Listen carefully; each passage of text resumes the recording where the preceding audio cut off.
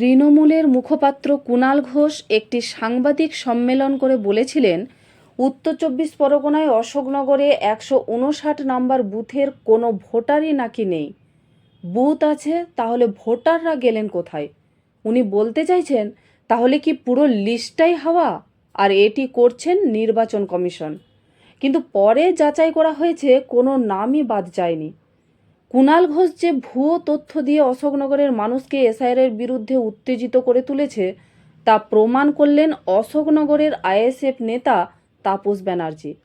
তিনি বলছেন ২০০২ সালে পুরো লিস্টটা হাওয়া। উনি কোথা থেকে পেলেন এই তথ্যটা?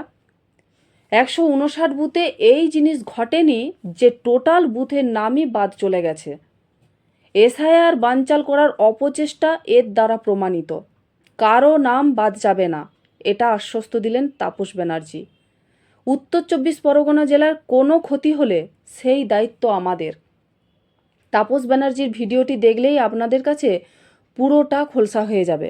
বিস্ময়কর ঘটনা উত্তর ২৪ পরগনার অশোকনগরে বুথ নাম্বার ১৫৯। বলছে ভোটার নেই, একটা বুথ আছে, ভোটাররা গেলেন কোথায়? নারায়ণ গোস্বামী আমাদের অশোকনগরের এমএলএ ইতিমধ্যেই ইলেকশন কমিশনে কমপ্লেন করেছেন।